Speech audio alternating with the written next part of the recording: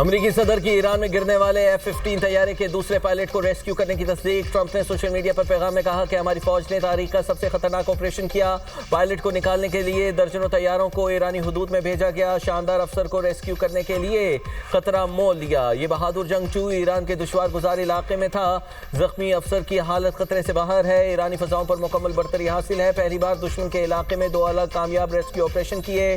ہماری فوج دنیا کی سب سے مضبوط اور پیشہ ور ہے۔ یہ کامیابی پوری قوم کے لیے فخر کا لمحہ ہے۔ ہم جنگ لڑنے والے کسی امریکی کو پیچھے نہیں چھوڑیں گے۔ خبر رساں ادارے رائٹرز کے مطابق ایئر مین ایران کے ہاتھوں تباہ ہونے والے F-15 طیارے کا دوسرا کریو ممبر تھا۔ ایک پائلٹ کو پہلے ہی ریسکیو کر لیا گیا تھا۔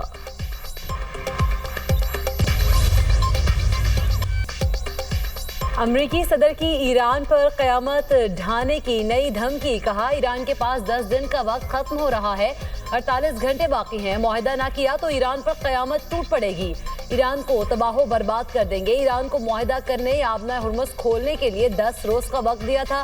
ٹرمپ کا تہران پر بڑے حملے میں ایرانی فوجی قیادت کو ختم کرنے کا بھی دعویٰ۔ کہا تمام ایرانی فوجی رہنماؤں کو ختم کیا جن کا رویہ غیر محتاط تھا۔ امریکی صدر نے تہران پر حملوں کی ویڈیو ٹروتھ سوشل پر شیئر کر دی۔ امریکہ اور اسرائیل جنگ بڑھانے سے باز رہیں۔ پورا خطہ امریکہ اور اسرائیل کے لیے دوزخ بنا دیں گے۔ ایران کے خاتم الانبیاء سینٹرل ہیڈ کوارٹرز کے ترجمان ابراہیم ذوالفقاری نے بھی امریکی صدر کو خبردار کر دیا۔ کہا ایران کی شکست کا وہم دلدل میں بدل گیا ہے، جبکہ امریکہ دھنسے گا اور مزید جارحیت کا جواب پورے خطے میں شدید رد عمل کی صورت میں دیا جائے گا۔ مذاکرات کے لیے اسلام آباد جانے سے کبھی انکار نہیں کیا۔ ایران کے موقف کو امریکی میڈیا نے غلط انداز میں پیش کیا۔ ایرانی وزیر خارجہ عباس عراقچی کا پاکستان سے اظہار تشکر۔ سوشل میڈیا پوسٹ میں لکھا ہم ثالثی کی پاکستانی کوششوں پر شکر گزار ہیں۔ غیر قانونی جنگ کے حتمی اور دیر پا خاتمے کی شرائط سے متعلق فکر مند ہے۔ جنگ ہم پر مسلط کی گئی۔ عباس عراقچی نے پاکستان زندہ باد کا نعرہ لگایا۔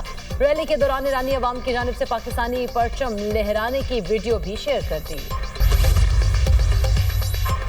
نائب وزیر اعظم اسحاق ڈار کا ایرانی وزیر خارجہ کے بیان کا خیر مقدم۔ عباس عراقچی کی وضاحت کا شکریہ ادا کیا۔ ایکس پر کہا کہ میرے عزیز بھائی عباس عراقچی آپ کی وضاحت کو سراہتا ہوں۔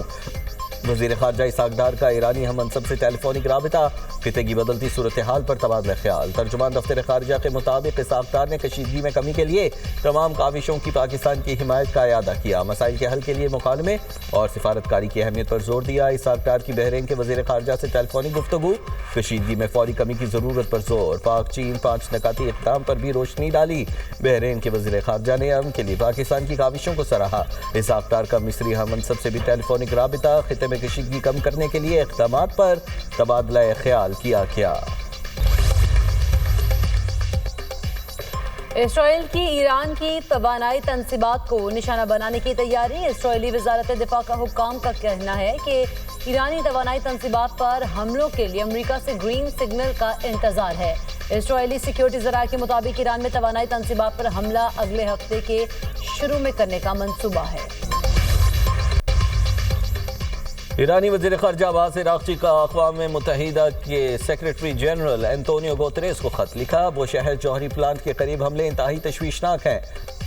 جوہری پلانٹ کے قریب چوتھے حملے سے تابکاری اخراج کا خطرہ ہے۔ تابکاری ہوئی تو اس سے تہران میں نہیں خلیجی ممالک کے دارالحکومتوں میں بھی اثر پڑے گا، جو ایک ناقابل برداشت صورت ہے۔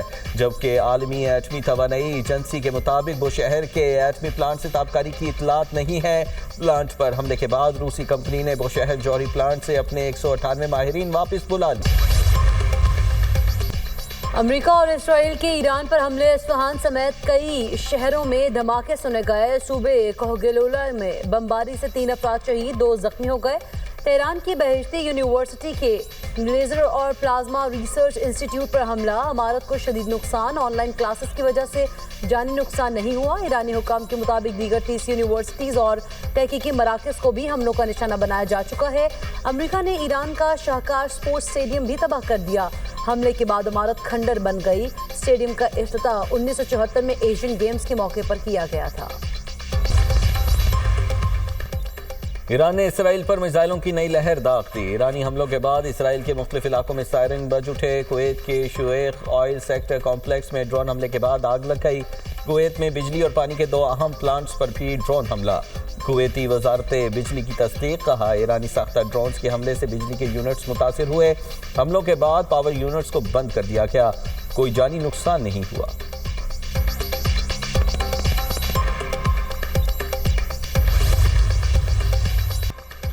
سویلین انفراسٹرکچر کو نشانہ بنانا جنگی جرم اور ریاستی دہشت گردی ہے. اقوام متحدہ میں ایران کے مشن کا بیان. کہا شہریوں اور اہم تنصیبات کو منظم طریقے سے نشانہ بنایا جا رہا ہے. مہاراشٹر پیٹرو کیمیکل زون اور کراچ تا تہران B1 پل کو تباہ کیا گیا. امریکہ اور اسرائیل کی جانب سے اس نوعیت کے حملے جنگی جرائم اور ریاستی دہشت گردی کے زمرے میں آتے ہیں. عالمی برادری اس پر فوری اور دو ٹوک موقف اختیار کرے.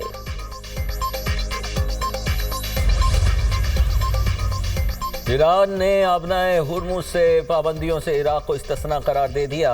ایرانی ملٹری کمانڈر کا کہنا ہے کہ آبنائے ہرمز میں پابندیوں سے عراق کو استثناء حاصل ہے. عراق کو آبنائے ہرمز سے نقل و حرکت کی اجازت ہے.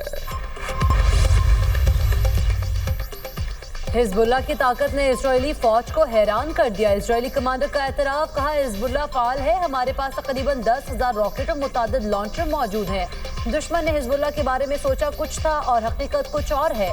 یمن کے حوثیوں کا بھی اسرائیل پر حملوں کا دعویٰ. ترجمان کی جانب سے جاری بیان میں کہا گیا اسرائیلی بن گوریان ایئرپورٹ اور جنوبی علاقے میں فوجی تنصیبات کو نشانہ بنایا گیا. حملوں میں کلسٹر میزائل اور ڈرونز کا استعمال کیا گیا ہے.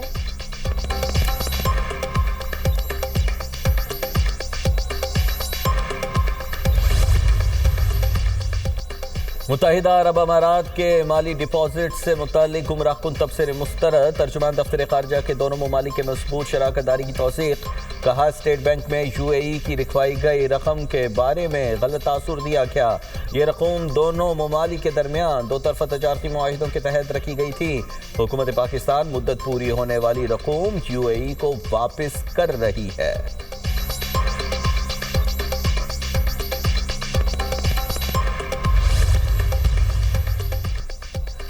وزیر اعظم کی زیر صدارت عوامی ریلیف کے اقدامات پر جائزہ اجلاس. بسز، ویگن، ٹرکس، مال بردار گاڑیوں کو سبسڈی کی ڈیجیٹل منتقلی شروع کر دی گئی. شہباز شریف نے کہا معاشی طور پر کمزور طبقے کے لیے ریلیف کی جلد فراہمی کے لیے کوشاں ہیں. مشکل وقت میں عوام کو اکیلا نہیں چھوڑیں گے. عام آدمی کو ریلیف کی فراہمی حکومت کی اولین ترجیح ہے. کفایت شعاری سادگی کے اقدامات سے بچائی گئی رقم کو عوام پر خرچ کریں گے.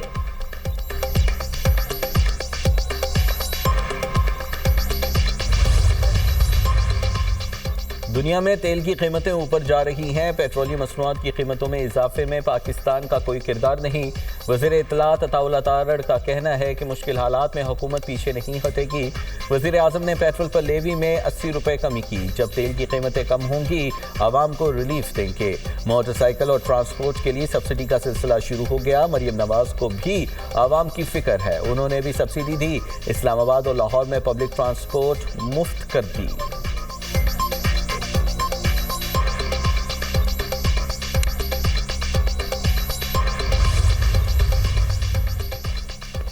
بلاول بھٹو کا منی بجٹ لانے کی صورت میں وفاقی حکومت کی حمایت کا اعلان. خطے میں جنگ سے بڑھتے اقتصادی مسائل پر پیپلز پارٹی حکومت کا ساتھ دینے کے لیے پرعزم. PP چیئرمین بلاول بھٹو کا تقریب سے خطاب. کہا وفاقی حکومت نے وقت سے پہلے منی بجٹ لانا ہے تو ہم اس حد تک جانے کو بھی تیار ہیں. معلوم نہیں کب تک مشکلات کا سامنا کرنا پڑے.